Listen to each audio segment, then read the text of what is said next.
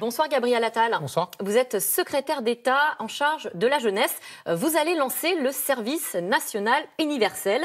800 000 jeunes, des garçons, des filles âgés de 16 ans qui vont être convoqués pendant un mois. Alors Gabriel Attal, est-ce que c'est le grand retour du service militaire ?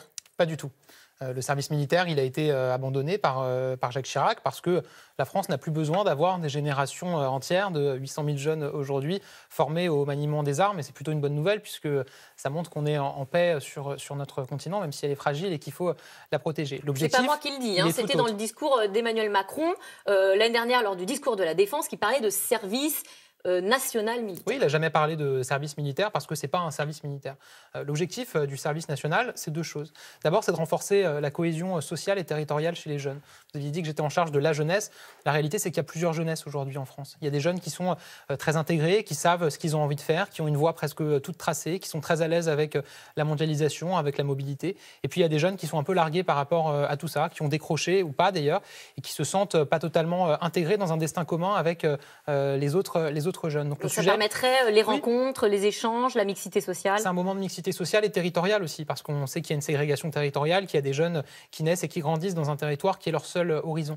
L'objectif, c'est aussi d'élargir le champ des possibles et de leur montrer qu'il y a autre chose que ce territoire, ce quartier, avec d'autres opportunités qui sont aussi pour eux. Et le second objectif, c'est de lever les freins à l'engagement. Moi, l'engagement, c'est quelque chose qui me tient à cœur. S'engager, c'est travailler pour l'intérêt général, mais s'engager, c'est aussi bénéfique pour la personne qui s'engage, parce que ça fait grandir, parce qu'on développe des compétences qui peuvent ensuite être valorisées professionnellement. Et ce qu'on constate aujourd'hui, c'est que tous les jeunes ne s'engagent pas. Pas parce que certains n'ont pas envie, tous les jeunes ont envie de s'engager, mais il y a des freins sociaux, culturels, géographiques qui font que beaucoup de jeunes ne s'engagent pas. Et l'objectif du service national universel, c'est vraiment de lever ces freins à l'engagement. Alors Gabriel Attal, justement, comment est-ce que vous allez permettre à ces jeunes de s'engager très concrètement? Est-ce que vous allez rendre ce service national contraignant, par exemple?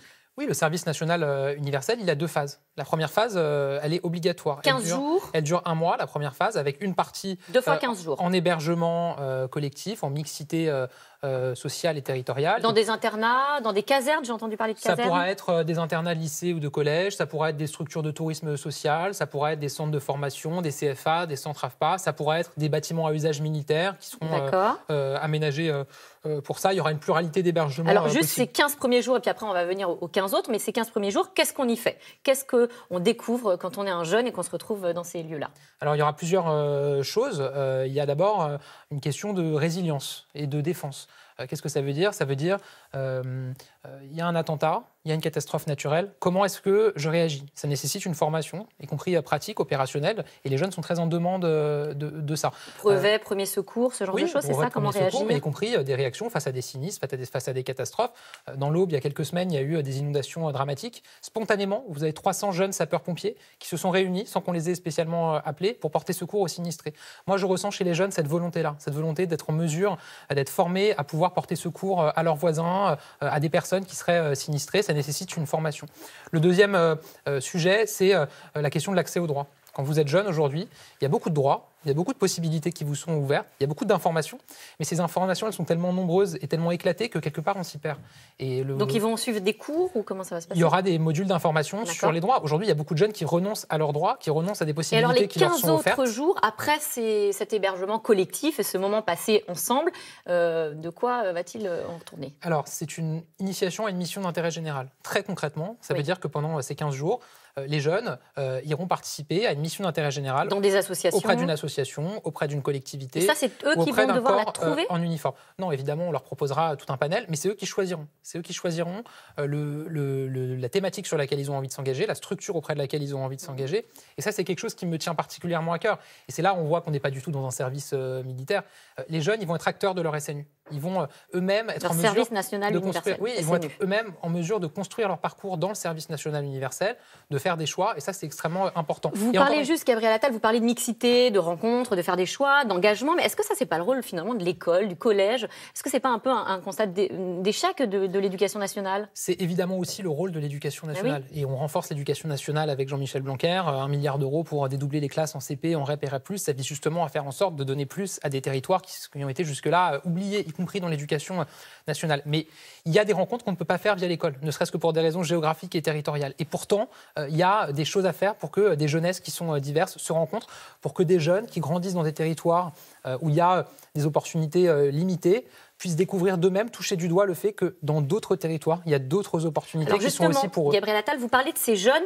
Vous avez fait un sondage, une expérimentation. Vous êtes allé les voir pour savoir un petit peu ce qu'ils en pensaient. On va y revenir. D'abord, je voulais qu'on écoute la FAGE, qui est le premier syndicat d'étudiants. On écoute Orlane François. Elle est plutôt réservée quant au service national universel. On l'écoute, on en discute après. C'est un projet très paternaliste qui met les jeunes comme les plus grands responsables des maux de la société, alors que pas du tout. Et pour nous, alors on partage des objectifs.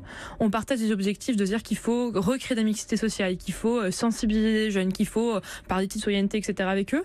Par contre, pas comme ça, pas sur ce dispositif obligatoire d'un mois qui, pour nous, ne résoudra rien. C'est un projet de société. Un projet paternaliste, Gabriel Attal, qu'est-ce que vous lui répondez ?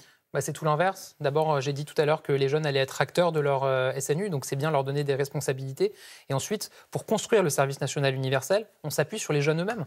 Vous l'avez dit, on a fait une consultation. 75 000 jeunes qui ont participé à cette consultation. Qu'est-ce qu'ils ont dit ? Ça nous donne une photographie extrêmement claire de l'état d'esprit de la jeunesse vis-à-vis de ce projet. Une fois que ce projet leur est expliqué dans ses objectifs, 25% seulement des jeunes qui sont interrogés disent qu'ils y sont défavorables. Moi, je vais aller convaincre ces 25%, c'est mon job. Juste, mais ce qui il bloque, y a un intérêt pour le dispositif. Ce qui bloque, c'est la contrainte aussi. On voit bien que ça bloque un peu. Est-ce que c'est pas contradictoire de vouloir favoriser l'engagement et en même temps de contraindre ? Voilà, je suis totalement en ligne. C'est que l'engagement en lui-même ne veut pas être contraint. S'engager, ça doit procéder d'une volonté. Mais encore faut-il que cette volonté soit éclairée. Et le fait est qu'aujourd'hui, il y a beaucoup de jeunes qui ne s'engagent pas parce qu'ils considèrent que l'engagement, c'est pas pour eux. Parce qu'à aucun moment, dans le système actuel, on leur a montré que eux aussi pouvaient s'engager. Alors vous allez faire comment ? Vous allez sanctionner pour ceux qui ne se présenteraient pas ?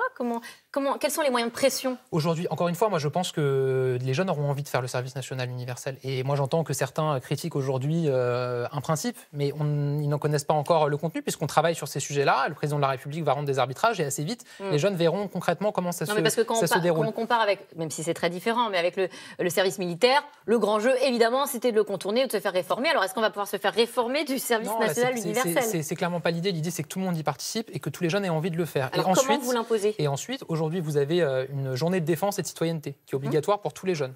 Pour chaque génération, 800 000 jeunes. Si les jeunes ne font pas leur journée de défense et de citoyenneté, ils ne peuvent pas, par exemple, passer leur permis de conduire ou s'inscrire à certains diplômes. Je pense qu'on va être sur le même modèle, mais on réfléchit, on travaille sur ce sujet-là. Mais encore une fois, un diplôme service national universel qui permettrait ensuite de passer des examens ou son permis de conduire. Oui, voilà. Mais moi, je suis un optimiste résolu, mais parce que j'y crois et parce que je pense que les jeunes auront envie de faire ce SNU parce qu'on le construit avec eux et pour eux. L'objectif, c'est que ça soit utile pour les jeunes. L'objectif, c'est qu'ils aient envie de le faire parce qu'ils voient bien que c'est utile pour eux. Alors, pour le faire bien, évidemment, ce projet, il faut un petit peu, voire beaucoup d'argent. C'est un autre sujet important. Le coût, est-ce que vous avez chiffré ce projet, ce service national universel ? Alors, effectivement, le budget, c'est une question importante. C'est une question qui découle de choix d'arbitrage qu'on est en train de réaliser, sur lesquels on est en train de travailler, qui tiennent notamment au taux d'encadrement, c'est-à-dire au nombre de personnels qui sont recrutés pour encadrer les jeunes, à la question de l'hébergement, à d'autres sujets. Donc aujourd'hui, par définition, comme on n'a pas encore fait ces arbitrages, ils seront faits dans les prochaines semaines, on y travaille, on n'a pas de d'estimation chiffrée. Dans le rapport, on évoque 1,5 milliard, en gros, un peu plus d'euros par an. Oui, c'est un rapport qui a été produit, qui se base sur un scénario, mais encore une fois, nous, on travaille sur un scénario qui ne sera peut-être pas exactement celui-là. Mais qui pourrait payer l'armée, ce qui est certain, l'éducation nationale ? Ce qui est certain, et ce que je veux dire, le président de la République l'a déjà vu, c'est que oui, il y aura un coût, mais le service national universel, c'est aussi un investissement. Parce que quand on travaille avec des jeunes à 16 ans et que potentiellement on fait en sorte que des jeunes ne décrochent pas, il y a 100 000 jeunes chaque année qui décrochent, que ces jeunes puissent être dans un parcours d'insertion, on fait aussi des économies induites pour la société. Un jeune décrocheur, c'est 240 000 euros de coûts, entre guillemets, pour la société en accompagnement. Comme il y aura moins de décrocheurs, c'est l'objectif, et on aura ces coûts qui seront réduits, et y compris sur les questions de santé, il y aura un vrai bilan de santé, donc là aussi on pourra prévenir. Rapidement, je vous coupe, je suis désolée parce que c'est bientôt fini. Quand est-ce que ça commence ? Est-ce que ça commence là, à la fin de l'année, ou est-ce qu'il y a une phase de test ? L'objectif, c'est qu'en juin 2019, il y a une première phase pilote avec plusieurs centaines, voire plusieurs milliers de jeunes répartis dans des départements et qui pourront commencer leur service national. Eh bien, très bien. On va suivre cette phase d'expérimentation en juin. Tout de suite, c'est dans l'air avec Axel de Tarly qui revient sur la 5e journée de mobilisation des Gilets jaunes.